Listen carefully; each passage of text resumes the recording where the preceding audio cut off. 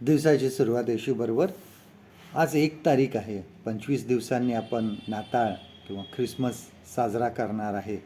आणि त्या ख्रिसमसची, नाताळाची आपण आतापासूनच तयारी सुरू करतो. खरेदी करतो, कपड्यांची खरेदी करतो, डेकोरेशनची खरेदी करतो आपण. आणि विशेष म्हणजे फराळ. केक कुठून आणायचा, कुठल्या शॉपमधून आणायचा, आणि ह्या सर्व गोष्टी ची तयारी आपण करायला लागतो. परंतु तरीसुद्धा आपण घरी एक केक बनवतोच. कारण घरी केक बनवण्याचा काहीतरी एक विशेष आनंद असतो.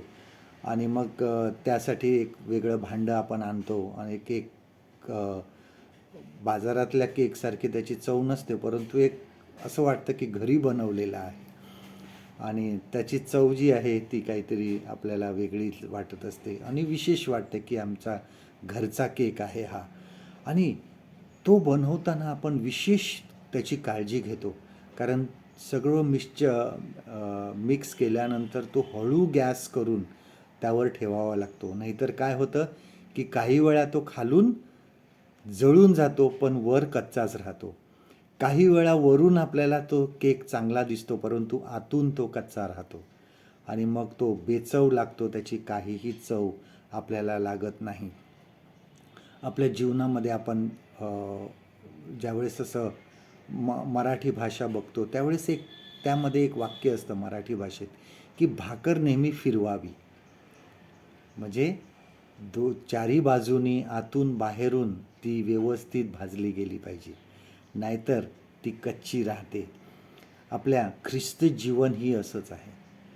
जर आपण बाहेरून कितीही चांगले असू, परंतु आतूनसुद्धा आपल्याला चांगलं असावं लागेल.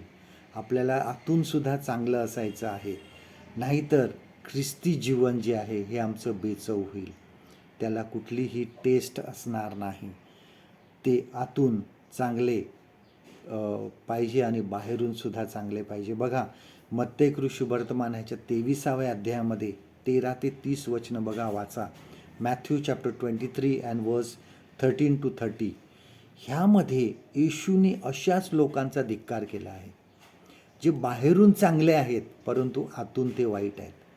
बघा, शास्त्री परुषी लोकांना येशू काय म्हणतो की तुम्ही ताट वाटी बाहेरून साफ करता, परंतु आतून ती जुलूम आणि असंयमाने भरलेली आहे. पुढे प्रभू येशू ख्रिस्त त्यांचा इतका धिक्कार करतो की त्यांना तो चुना लावलेल्या कबरांची उपमा देतो की चुना लावलेली जी कबर असते ती बाहेरून किती साफ आणि सफेद आणि सुंदर दिसते, परंतु आतून ती हाडांनी आणि मळांनी भरलेली असते. प्रभू येशू ख्रिस्त अशाची उपमा त्याला देत आहे. आपण आपलं जीवन आज पारखून घ्यायचं आहे. भाकरी फिरवा आपल्या जीवनामध्ये. जर भाकर फिरवली नसेल तर ती एका बाजूनी करपून जाईल आणि आतून ती कच्ची राहील. जीवन दोन्ही बाजूंनी देवाला आवडेल असे बनवा. आजचं देवाचं वचन आपल्यासाठी हे आहे, होशेई ह्याचा 7वा अध्याय आणि 8वं वचन. होशेई चॅप्टर 7 अँड वर्स 8. इफ्राईम राष्ट्रामध्ये मिसळतो, एफ्राईम न उलथलेल्या भाकरीसारखा झाला आहे. परमेश्वर करो आजचा दिवस तुमचा आशीर्वादित करो.